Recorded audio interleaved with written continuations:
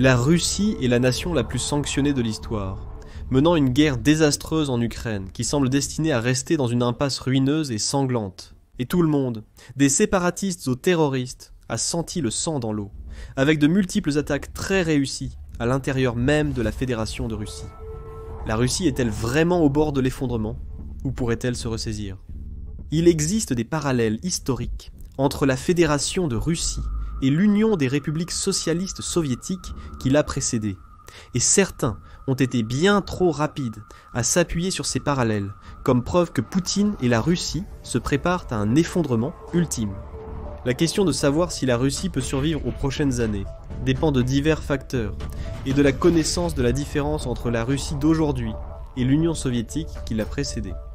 Le parallèle le plus évident est tournant à la guerre en Ukraine, qui reflète la campagne aventureuse de la Russie en Afghanistan dans les années 80.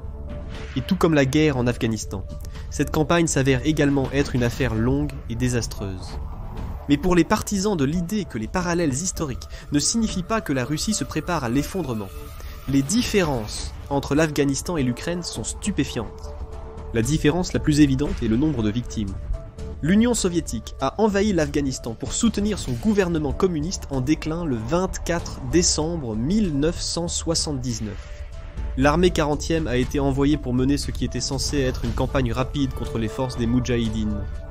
À l'époque, il s'agissait de certaines des meilleures forces de l'Union soviétique, et la guerre servirait à la fois à renforcer son flanc sud contre la progression des puissances anticommunistes et à montrer sa puissance militaire au reste du monde.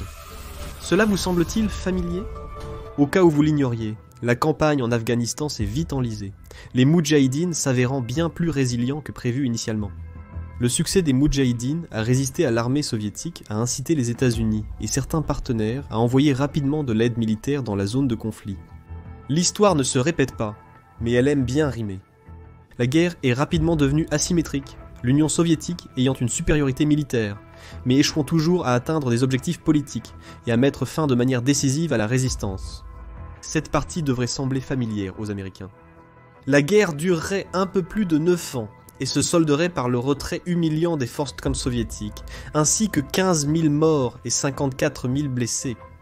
Ici, les similitudes entre les conflits s'arrêtent complètement, car bien qu'un décompte exact des victimes soit difficile à établir, les estimations ont tendance à s'élever à environ 1 demi-million de victimes après 2 ans de combat. Ce qui est trop vérifiable, c'est le fait que plus de 85 000 règlements de succession pour les soldats russes morts ont été enregistrés jusqu'à présent. L'Ukraine estime que la Russie a subi près d'un demi-million de victimes, dont un tiers tués au combat, tandis que les services de renseignement américains et britanniques rapportent tous deux plus de 300 000 victimes. Ce sur quoi la plupart des sources s'accordent, c'est que la Russie a probablement perdu toute sa force d'invasion initiale à l'heure actuelle. Le taux de perte est là stupéfiant, et les rapports provenant de l'arrière des lignes de front en Ukraine, couplés à des preuves vidéo, indiquant que la Russie commence à enterrer ses morts directement en Ukraine, plutôt que de les rapatrier. On pense également que la Russie retarde volontairement les notifications de décès aux membres de la famille, afin d'éviter l'indignation publique. Il y a des preuves sur les réseaux sociaux de familles russes, se plaignant de perdre la trace de leurs hommes, après avoir été envoyés au front, et d'avoir perdu tout contact. Beaucoup d'entre eux découvriraient des semaines, voire des mois plus tard, que leurs proches étaient morts au front. Pourquoi la Russie subit-elle tellement plus de pertes en une fraction du temps, cependant ? Plusieurs facteurs entrent en jeu ici, le plus évident étant que, contrairement à l'Afghanistan, l'Ukraine est une guerre industrielle. Ici, 2 armées se rencontrent, sur le champ de bataille, et déploient des armes à un rythme industriel. L'Afghanistan était un conflit asymétrique avec une intensité de combat faible mais constante. Les Moudjahidines n'ont pas pu introduire d'armement lourd en raison de la supériorité écrasante de la Russie. L'aide militaire des États-Unis diffère grandement entre les deux conflits. En Afghanistan, l'aide a été limitée à des armes légères et des défenses aériennes portables par l'homme, des choses qui pourraient être discrètement diffusées et transportées à travers la campagne par les forces Moudjahidines. Famously, l'arme de défense aérienne Stinger serait essentielle pour mettre fin à la tactique de la Russie, consistant à submerger les escarmouches avec les forces Moudjahidines en utilisant des troupes d'assaut aériens hautement mobiles. Mais cela pâlit en comparaison des types d'armes que les États-Unis peuvent fournir à l'Ukraine et des ravages qu'ils ont causés. La capacité de l'Ukraine à résister à la puissance militaire russe a permis aux États-Unis et à ses alliés d'envoyer de grandes quantités de matériel lourd pour aider les forces armées ukrainiennes. Cela a inclus des obusiers M777 équipés, de munitions à fragmentation et de coquilles guidées par Global Positioning System, ces dernières utilisées avec des résultats dévastateurs, jusqu'à ce que la guerre électronique russe réduise leur précision à moins de 10%. Le système d'artillerie à haute mobilité sont sans doute l'arme la plus connue de la guerre, et ce, à juste titre. Le système d'artillerie à haute mobilité a permis à l'Ukraine d'utiliser une force de moins de 40 de ses unités pour dévaster absolument les forces russes.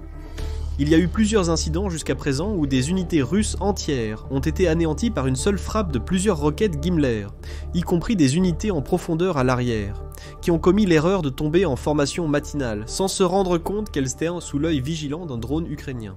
Le plus célèbre de ces frappes pourrait bien être la destruction de l'école technique professionnelle Nezereo. 19 à Makivka dans l'oblast de Donetsk. À exactement 11h57 le soir du 30 et 1 décembre 2022, l'Ukraine a tiré une salve de roquettes Gimler depuis une batterie High Mobility Artillery Rocket System, suivie d'une autre salve 2 secondes plus tard et d'une troisième salve une seconde après cela. Peu de temps après, les roquettes détruiront l'école technique où des centaines de soldats russes, dont beaucoup étaient de nouvelles recrues, étaient logés. Les pertes varient grandement, l'Ukraine affirmant que l'attaque a tué entre 400 et 500 personnes, avec 300 autres blessés. La Russie a déclaré que seuls 63 étaient morts, puis a actualisé ce chiffre à 89 2 jours après. Un appel téléphonique intercepté entre un soldat russe et sa femme restée à la maison a estimé le nombre de morts à plusieurs centaines, le soldat remarquant qu'il avait vu des centaines de corps chargés sur des camions à partir des décombres. Avec la vérité quelque part entre les deux. Les pertes russes sont les pires depuis la fin de la Seconde Guerre mondiale, et cela a mis une pression sérieuse sur la Fédération de Russie et Poutine. La lassitude de la guerre a mis fin à l'aventure en Afghanistan, comme elle l'avait fait pour l'implication des États-Unis au Vietnam. Dans la guerre actuelle en Ukraine, la lassitude face au conflit engendre une certaine instabilité en Russie. Cependant, pour ceux qui pensent que la Russie est au bord de l'effondrement, un examen plus approfondi est nécessaire. Lors de la guerre en Afghanistan, une campagne des mers soviétiques a aidé à y mettre fin. Cependant, Vladimir Poutine exerce un contrôle beaucoup plus grand et plus serré sur la Fédération de Russie que Mikhaïl Gorbatchev sur l'Union soviétique. Poutine a créé un état de propagande très soigneusement élaboré qui a poussé son agenda et son culte de la personnalité pendant plus de 2 décennies, et son contrôle sur les médias russes lui a permis d'obscurcir la véritable ampleur de la catastrophe en Ukraine pour la plupart des Russes. En fait, le contrôle de Poutine sur l'État russe a pour tâche d'aider à dissiper les fausses comparaisons historiques. Mikhaïl Gorbatchev n'a jamais vraiment établi de contrôle sur les dirigeants soviétiques seniors, avec lesquels il était souvent en désaccord. Il a aussi échoué à contrôler personnellement la bureaucratie soviétique, plaçant des alliés à des postes clés pour bâtir sa propre base de pouvoir. En 6 ans au pouvoir, Gorbatchev n'a pas réussi à dominer les instruments de pouvoir soviétiques. Vladimir Poutine, cependant, est un cas à part. Le début de Poutine en tant que dictateur en chef russe a été lancé par une fausse attaque sous faux drapeau destinée à se faire aimer du peuple russe. En 1999, Boris Eltsine a nommé Poutine son successeur. Eltsine devait s'assurer qu'un allié politique lui succéderait pour éviter d'éventuelles accusations de corruption. Le problème c'est que personne ne savait qui était Vladimir Poutine à l'époque, mais il avait un plan pour changer cela. En utilisant le fédéral Naya Slujba Bezopasnosti russe, Poutine a mis en scène une fausse attaque attribuée à des terroristes tchétchènes, ciblant des immeubles d'appartements russes à Moscou, qui s'est terminée par la mort de plus de 300 civils. Poutine a rejeté la faute sur les terroristes tchétchènes et a juré de les traduire en justice. Cela a fait monter en flèche sa popularité et lui a valu le soutien nécessaire pour remporter l'élection russe. Depuis lors, Poutine travaille depuis plus de 24 ans, cultivant soigneusement les instruments de son propre pouvoir. Il a considérablement érodé tous les contre-pouvoirs et a remplacé tous les adversaires potentiels par des alliés politiques. Reconnaissant que les véritables rênes du pouvoir en Russie étaient entre les mains des oligarques, Poutine a clairement indiqué dans une série d'enquêtes sur la corruption qu'il ne tolérerait aucune dissidence de la part de l'élite riche de Russie. Pour contourner la constitution russe, qui interdit au président de briguer un 3e mandat consécutif, Poutine a placé son homme de paille personnel, Dmitri Medvedev, au pouvoir pour un seul mandat, réinitialisant son horloge politique et lui permettant de se présenter pour 2 autres mandats. En 2020, il a créé des amendements constitutionnels, adoptés par les 2 chambres du Parlement, qui ont effectivement réinitialisé son horloge politique une fois de plus, lui permettant de se présenter à nouveau à la présidence en 2024, qu'il a naturellement remporté, et une fois de plus en 2030. Poutine est resté au pouvoir avec succès pendant 24 ans, et pourrait rester au pouvoir pendant encore 12 ans, ce qui en ferait le dirigeant russe le plus durable de son histoire moderne. Son contrôle sur les niveaux de pouvoir russes est absolu, ce qui lui a permis de passer un ensemble de lois radicales peu de temps après l'invasion de l'Ukraine, qui a effectivement réduit au silence toute opposition à lui, à ses politiques ou à la guerre elle-même. Les manifestants en Russie peuvent désormais faire face à une variété de punitions, y compris de lourdes peines de prison, pour tout sentiment considéré comme anti-guerre, un outil qu'il a utilisé pour détruire toute résistance politique à son règne et à la guerre en cours en Ukraine. Une fois emprisonnés, ces individus peuvent de même être enrôlés pour combattre en Ukraine, et comme la plupart des prisonniers envoyés au combat, leur destin est presque certain. Une étude des pertes de Wagner dans la bataille de Bakhmout a montré que 2/3 de tous les prisonniers envoyés pour combattre là-bas sont morts. Sur les 20 000 pertes de Wagner à Bakhmout, 17 000 d'entre eux étaient des prisonniers. Et pourtant, même Poutine ne peut pas dissimuler l'effet que les pertes continues ont sur la Russie et son avenir. Même sans les pertes de guerre, la Russie a connu une énorme fuite des cerveaux, avec la perte d'environ 1 million de personnes depuis le début de la guerre. Cela a créé une énorme pénurie de main-d'œuvre dans le pays, surtout dans le secteur technologique, où on estime que 100 000 professionnels de l'informatique ont quitté leurs emplois et se sont expatriés. En 2023, 42% des entreprises industrielles russes ont fait face à une pénurie de main-d'œuvre, un nouveau record pour le pays. Les secteurs les plus touchés étaient la fabrication, l'industrie, l'exploitation minière et les transports, une réelle préoccupation pour un pays où l'industrie et les mines représentent une part disproportionnée du produit intérieur brut russe. On estime que 2500 scientifiques de haut niveau ont quitté le pays, ce qui est considéré comme un désastre intellectuel pour le pays. Cependant, ce qui est encore pire, ce sont les sanctions imposées au pays, qui ont mis fin aux efforts de coopération entre les chercheurs russes et de nombreux homologues mondiaux. L'Institut de technologie du Michigan avait une recherche conjointe à Skolkovo, mais elle a pris fin après l'invasion russe de l'Ukraine. Les scientifiques russes ont été privés d'accès aux revues occidentales, les empêchant de publier leurs recherches pour une évaluation par les pairs à l'international. Ce manque de revues entraîne une stagnation scientifique et un manque d'innovation. La Russie a également été exclue des entreprises scientifiques conjointes à la pointe de la recherche moderne.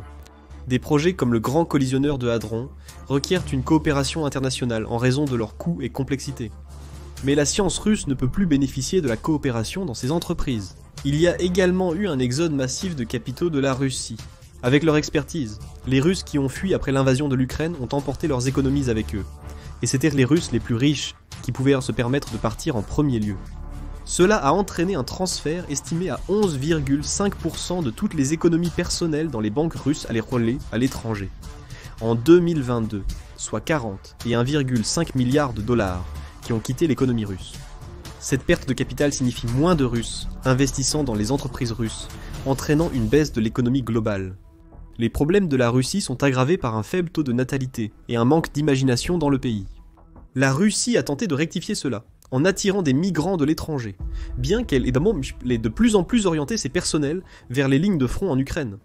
Sa relation, de longue date avec l'Inde, a commencé à se détériorer, après que des agents russes ont été découverts en train de diriger un réseau de trafic d'êtres humains en Inde, acheminant des Indiens désespérés vers la Russie et les attirant avec des promesses de citoyenneté et de bons emplois. Cependant, ces bons emplois se trouvaient dans l'armée, qui, à la crédit de la Russie, a proposé des contrats très lucratifs, à l'intérieur et à l'extérieur du pays, à ceux prêts à s'engager, avec des salaires enfin comparables à la moyenne américaine. Cependant, l'astuce est que la Russie ne verse pas ses paquets de salaires en avance. Au contraire, ils sont payés au cours de l'engagement. Ces personnels sont inévitablement dirigés directement vers les lignes de front, un mouvement froidement calculé pour s'assurer que la plupart d'entre eux deviennent des victimes afin que la Russie n'ait pas à payer en totalité. L'exode massif des entreprises occidentales de Russie contribue aussi à son instabilité. Après la guerre, la nation a perdu des dizaines de milliards de dollars en investissements étrangers, en capital et en matériel. Certaines entreprises ont dû abandonner leur matériel sur place, immédiatement confisqué par les autorités russes. Plusieurs compagnies aériennes ont été contraintes de laisser des avions de passagers en Russie, et malgré leur demande de restitution des avions, la Russie a refusé. Cela a considérablement refroidi les entreprises occidentales qui commencent à faire des affaires en Russie, même après la fin de la guerre et la levée des sanctions. Les entreprises qui n'aiment pas les régimes imprévisibles et excessifs, qui peuvent menacer leurs actifs à tout moment, rendant la Russie une opportunité d'investissement incroyablement peu attrayante, même si toutes les sanctions étaient immédiatement levées. Les secteurs médical et énergétique russes sont les plus touchés par les sanctions. Peu après le début de la guerre, la Russie a commencé à manquer de médicaments essentiels contre le cancer, augmentant les décès. Depuis, la Russie a œuvré pour contourner les sanctions mondiales, parfois en collaborant avec la Chine. Cependant, le secteur énergétique russe a été dévasté par les sanctions. Le capital occidental représentait une part importante des investissements dans les opérations pétrolières et gazières, l'expansion des installations et le forage de nouveaux puits d'exploration. Même l'entretien de base a été affecté, la Russie comptant sur la technologie occidentale pour une grande partie de son infrastructure énergétique, une technologie que la Russie n'a pas l'expertise technique pour produire à l'échelle nationale. Ce problème est aggravé par une campagne agressive de drones menée par l'Ukraine ciblant la production et les exportations d'énergie russe. Cela a conduit à une interdiction des ventes d'essence étrangères que la Russie prétend être simplement en accord avec les politiques de l'Organisation des pays exportateurs de pétrole, mais qui en réalité est nécessaire en raison d'une perturbation dramatique de la production d'énergie russe. Tous les dommages causés à son industrie ne proviennent pas des sanctions. Gazprom a initialement coupé le gaz naturel à l'Europe comme moyen de faire chanter l'UE pour qu'elle ne soutienne pas l'Ukraine. Même avant la mise en place des sanctions, Poutine espérait que la dépendance de l'Europe au gaz naturel russe lui donnerait le levier nécessaire pour faire plier l'Europe à sa volonté. En fait, le président Barack Obama mettait déjà en garde l'Allemagne dès les années 2010 qu'ils étaient trop dépendants de l'énergie russe et donnait à Vladimir Poutine toute la corde dont il avait besoin pour les pendre. La chancelière allemande Angela Merkel a eu des préoccupations, affirmant que l'Amérique était coincée dans une mentalité de guerre froide. Elle a plutôt poursuivi une politique d'engagement économique avec la Russie, croyant que le commerce mutuel serait trop bénéfique pour que la Russie le jette, encourageant d'autres puissances européennes à faire de même. La politique de Merkel a mené à une dépendance désastreuse envers l'énergie russe, qui entraînerait un découplage très douloureux en 2022. La tentative de la Russie de faire chanter l'Europe en coupant le gaz s'est retournée contre elle de façon spectaculaire. Ils croyaient que les Occidentaux étaient un lait mou, et trop habitués à leur prospérité pour la risquer afin de déjouer ses plans en Ukraine. Cela s'est avéré totalement faux, avec des sources d'énergie alternatives vite exploitées. Le plus gros problème pour la Russie est que son marché du gaz naturel dépendait presque entièrement de la consommation européenne. Étant donné la difficulté à le transporter, et le manque d'installation en Russie pour le liquéfier, la nation peine à remplacer son flux de revenus perdus, d'autant plus que la technologie nécessaire pour construire des usines d'exportation devrait provenir d'entreprises occidentales. L'industrie pétrolière russe, pilier de son économie, a mieux résisté aux sanctions mais souffre encore grandement. Les plafonds de prix européens ont rendu le pétrole russe peu rentable, forçant la Russie à vendre près du seuil de rentabilité. Pour aggraver les choses, des nations comme la Chine et l'Inde ont exploité le désespoir de la Russie en exigeant des réductions importantes. Malgré une hausse spectaculaire des exportations vers ces deux pays, les revenus de la Russie ont continué à baisser. Pourtant, la Russie a dû compenser son budget en diminution quelque part, et a donc commencé à taxer les revenus pétroliers, en utilisant les prix du Brent brut plutôt que les prix en euros. Cela signifie que la Russie est en effet en train de cannibaliser sa propre industrie énergétique, car les profits déjà minces laissent encore moins d'argent disponible pour investir dans l'expansion des opérations, creuser de nouveaux puits, ou même l'entretien de base. La campagne de drones de l'Ukraine n'a fait qu'aggraver les choses, ajoutant à l'insécurité économique de la Russie, et à un avenir extrêmement imprévisible. Malgré tout, la Russie réussit à éviter un effondrement, en stimulant artificiellement son économie.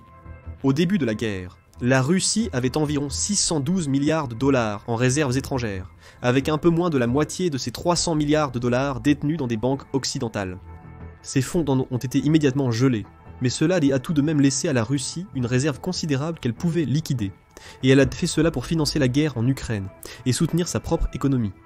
Le seul fonds national de richesse, où les partis qui pouvaient être facilement liquidés et qui valaient environ 100 milliards de dollars au début de l'invasion, étaient presque à moitié dépensés au début de 2024.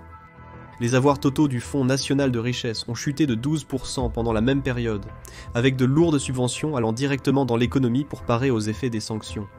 Environ 2000 milliards de roubles ont été investis dans des entreprises, des infrastructures et des obligations russes. De plus, 3000 milliards de roubles ont directement financé le déficit budgétaire de la Russie en 2023. Si le prix du pétrole tombe en dessous de 50 $ le baril, certains pensent que la Russie épuisera totalement son fonds national de richesse en moins de 2 ans. Toutefois, le coût grandissant de la guerre en Ukraine risque d'épuiser ce fonds encore plus vite. 2 points que les planificateurs ukrainiens ont notés alors qu'ils ciblent l'infrastructure énergétique russe, malgré la demande du président Joe Biden de suspendre temporairement les attaques afin de stabiliser les prix mondiaux du pétrole. Certains croient cependant que la Russie peut continuer à créer une marge de sécurité pour elle-même, malgré un prix du pétrole à 60 $ grâce à des investissements dans des actifs illiquides. Et les chiffres financiers russes montrent certainement que le pays est en difficulté, mais pas en danger immédiat de collapse. Cependant, les chiffres russes n'ont pas fait l'objet d'une vérification indépendante depuis le début de la guerre, et sont largement considérés comme étant totalement falsifiés, afin d'éviter la panique à l'intérieur du pays, et de priver le monde des informations vitales qu'il pourrait utiliser pour mieux cibler les sanctions.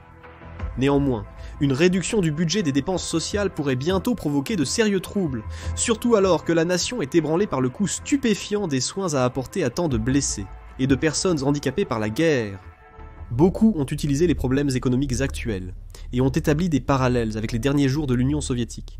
Mais cette comparaison est malhonnête. L'Union soviétique était pratiquement en faillite lors de son effondrement, avec d'importants déficits commerciaux et des emprunts à l'étranger. L'économie soviétique était stagnante et l'avait été pendant 2 décennies, avec Gorbatchev qui refusait de mettre en œuvre les réformes économiques proposées, qui, espérait-on, revitaliseraient l'Union. Le commerce extérieur limité qu'elle effectuait était principalement basé sur le troc, échangeant matières premières ou énergie contre produits spécifiques. En 1988, les délégations commerciales soviétiques et américaines se sont réunies pour discuter de l'élargissement de leurs relations commerciales. Les planificateurs économiques soviétiques espéraient apprendre des compétences en gestion, marketing et fabrication de la délégation américaine, admettant l'état désastreux de leur économie. L'économie planifiée soviétique et le contrôle strict du gouvernement avaient échoué, menant l'Union des républiques socialistes soviétiques à un déclin inévitable. Bien qu'il y ait quelques parallèles maintenant, grâce à l'isolement de la Russie sur la scène mondiale, l'économie russe elle-même est beaucoup plus robuste et plus saine qu'elle ne l'était à l'époque soviétique. Contrairement à l'économie planifiée soviétique extrêmement rigide et fortement subventionnée par l'État, la Russie a une économie capitaliste engagée dans le commerce mondial, malgré le fait qu'elle soit la nation la plus sanctionnée de l'histoire. La mobilisation pour la guerre a également aidé l'économie russe, inversant les indicateurs de tendance à la baisse, ou du moins les gelant sur place. En 2023, la Russie a mobilisé son industrie pour la guerre, avec un comité gouvernemental spécial supervisant la production intérieure. Ce comité avait le pouvoir de gérer directement toutes les entreprises russes essentielles à l'effort de guerre, et pouvait même forcer l'annulation des plans de vacances, et ordonner des prolongations de quarts de travail. De nos jours, de nombreux fabricants d'armes russes travaillent 24 heures sur 24 et 7 jours sur 7. Cette explosion de la production a stimulé l'économie russe en difficulté. Mais c'est un village Potemkin, car l'économie russe est de plus en plus investie dans la production de biens de guerre. Ces articles jetables ne créent pas de valeur marchande et ne peuvent servir d'investissement économique. Une fois qu'un char a été construit, il ne génère pas de valeur. En fait, il consomme de la valeur en exigeant de l'entretien et du carburant. Le boom économique est un boom creux, et dès que la guerre est terminée, ou que les budgets de l'État pour acheter des biens de guerre sont épuisés, le boom devient un effondrement, en raison d'un manque d'investissement ailleurs. L'attention portée sur la production de guerre réduit les fonds et les entrepreneurs disponibles pour investir dans d'autres entreprises. Ainsi, bien que l'économie russe soit fondamentalement différente de l'économie soviétique, elle pourrait finalement se retrouver dans la même impasse que l'économie soviétique. Mais pas de sitôt. Les réserves de trésorerie de Poutine doivent d'abord être épuisées, et l'Ukraine s'assure que cela se produise tôt ou tard en ciblant la capacité de la Russie à produire et à exporter de l'énergie. Une autre source d'instabilité pour la Russie est les tensions au sein de ses minorités ethniques. Ces tensions ont explosé récemment, avec une série d'attaques terroristes dans la région du Daghestan. Sentant une faiblesse, les séparatistes islamiques ont lancé une campagne violente contre les forces locales, plongeant la région dans le chaos pendant plusieurs jours.